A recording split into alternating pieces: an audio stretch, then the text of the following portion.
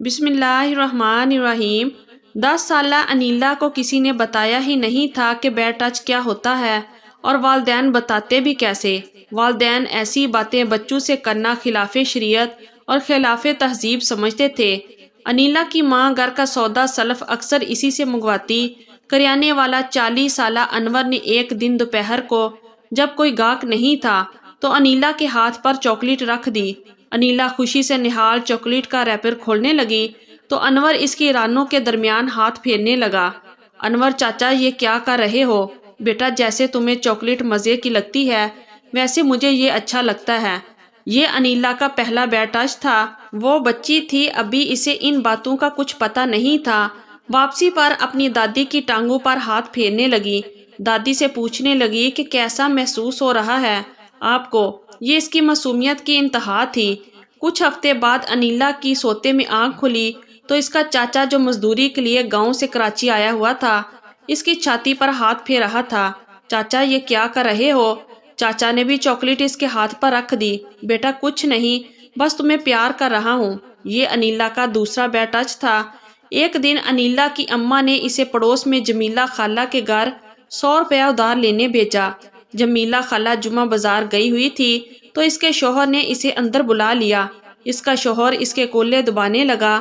خالو یہ کیوں دبا رہے ہو؟ خالو نے بھی چاکلیٹ اس کے ہاتھ پر رکھ دی۔ بیٹا یہ دبانے کے لیے تو ہوتے ہیں۔ یہ انیلا کا تیسرا بیئر ٹچ تھا۔ یہ کہانی یہاں ختم نہیں ہوتی بلکہ آگے جا کر انیلا کی بربادی پر ختم ہوتی ہے، اور ایسی کئی کہانیاں ہم اخبارات میڈیا میں آئے دن پڑھتے سنتے رہتے ہیں۔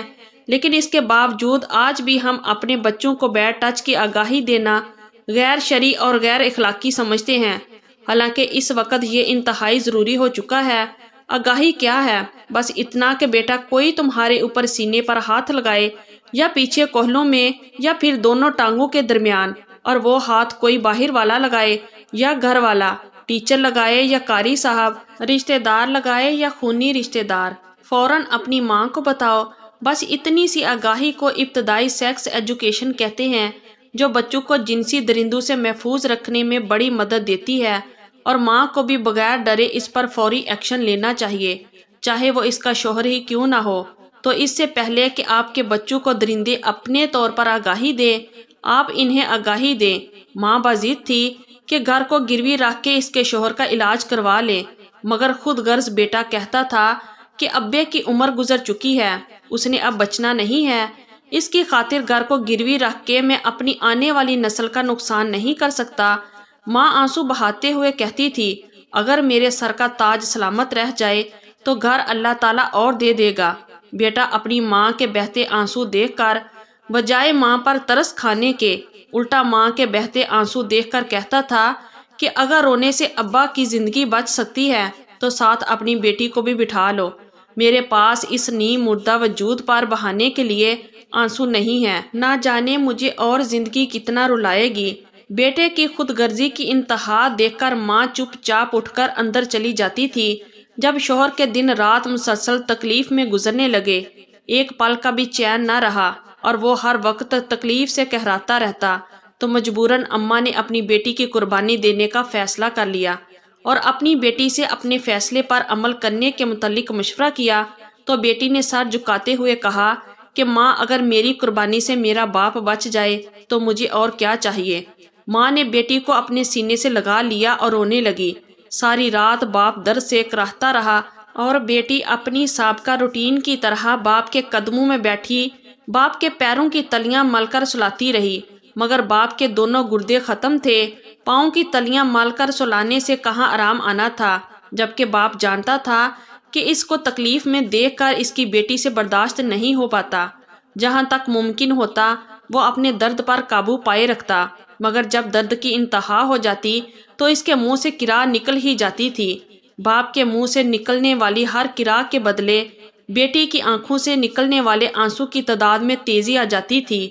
ماں کے کہنے پر اپنی زندگی کی قربانی دینے کے لیے بیٹی تیار ہو چکی تھی، اس لیے باپ کی ہر آہ کے بدلے وہ باپ کی پاؤں کی تلیاں چوم کر تسلی دیتی تھی کہ بس بابا آج کی رات ہے، انشاءاللہ صبح آپ کو ہسپتال داخل کروا دیں گے۔ باپ اپنی آنکھوں میں ڈھیروں محبت بھر کر اپنی بیٹی کو دیکھتا تھا، مگر شدید ترین تکلیف کی وجہ سے منہ سے نہیں بول پاتا تھا۔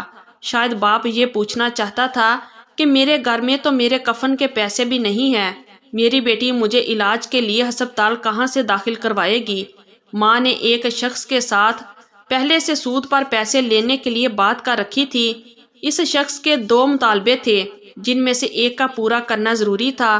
یا تو وہ گھر گروی رکھنے کا کہتا تھا، بصورت دیگر وہ کہتا تھا کہ اپنی جوان سالہ بیٹی مجھے نکاح میں دے دو، اور ساتھ حلف دو کہ پھر کبھی تم لوگ طلاق کا مطالبہ نہیں کرو گے، اور حلف مجھے کچھ معزز لوگوں کے سامنے چاہیے۔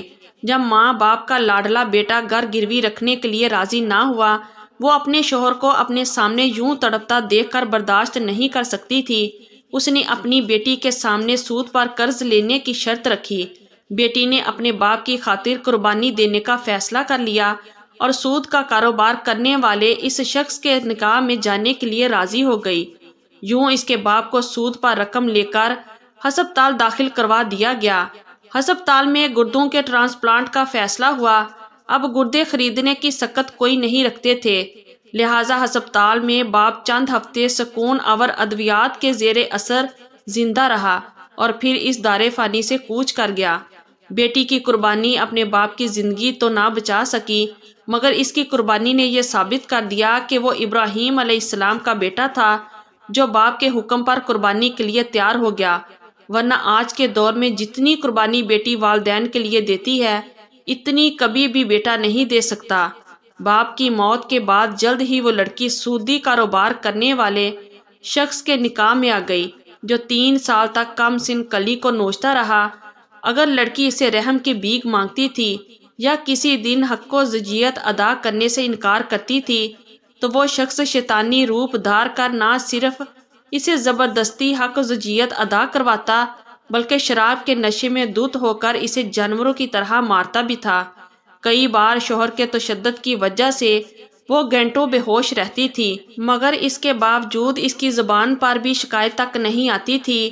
اپنے باپ کے چند دنوں کے سکون کی خاطر اس نے اپنی زندگی کا سکون بیچ ڈالا تھا، اور آج بھی اپنے اس فیصلے پر وہ مطمئن تھی۔